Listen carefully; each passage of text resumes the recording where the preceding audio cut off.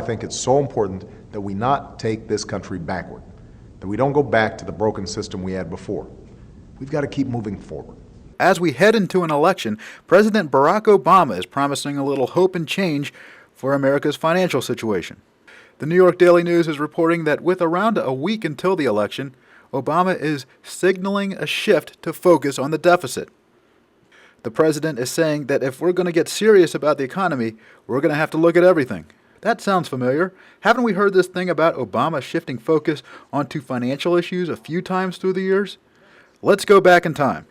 Barack Obama became a national player in politics with one speech at the 2004 Democratic Convention.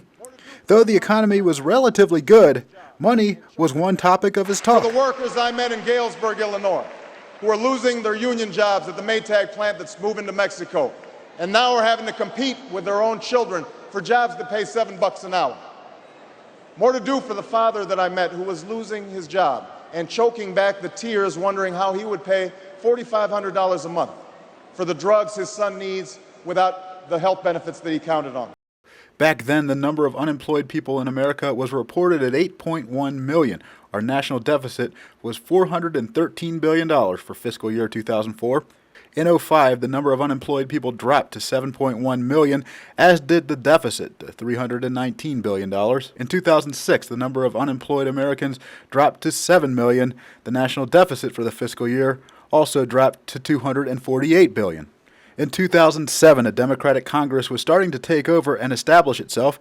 The deficit was at $162 billion, and the number of unemployed stayed at 7 million.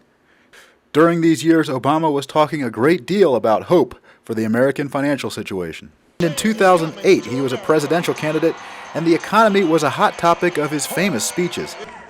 We can come together to restore confidence in the American economy. We can renew that fundamental belief that in America, our destiny is not written for us, it's written by us. That's who we are, and that's the country that we need to be right now. In 2008, the Pelosi and Reid era had begun in our Congress. The deficit jumped to $455 billion, and unemployment went to 8.9 million. Now to 2009. Obama is president, and the era of hope and change is supposed to begin. He's promising an economic turnaround. Having inherited a $1 trillion deficit that will take a long time for us to close, we need to focus on what we need to move the economy forward, not on what's nice to have. And that is why, as we develop a full budget that will come out this spring, we're going to go through our books page by page, line by line, to eliminate waste and inefficiency. This is a process that will take some time, but in the last 30 days alone, we have already identified $2 trillion in deficit reductions that will help us cut our deficit in half by the end of my first term. In 2009, the number of unemployed Americans shot up dramatically to 14.2 million, and the deficit hit a number that doesn't look like Obama had that $2 trillion cut. In fact, it doesn't even fit on this graph. Scroll up, please. There it is. The deficit for 2009 was $1.4 trillion. Now to 2010. The overall economic environment is still bad, and Obama is still promising to fix the financial concerns. Our most urgent task is to restore our economy and put the millions of Americans who've lost their jobs back to work. We must jumpstart industries that create jobs and end our dependence on foreign oil. We must unleash the innovation that allows new products to roll off our assembly lines and nurture the ideas that spring from our entrepreneurs.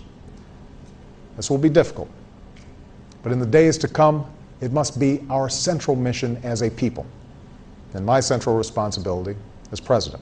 Obama might still be using the same lines where he says he's focusing on the economy now, but the deficit in 2010 is an estimated $1.35 trillion. Also, 14.8 million people were reported as unemployed, a higher number than the first year of Obama's presidency. Obama has seemed unable to back up his talk about financial concerns. When exactly is this hope and change thing supposed to happen?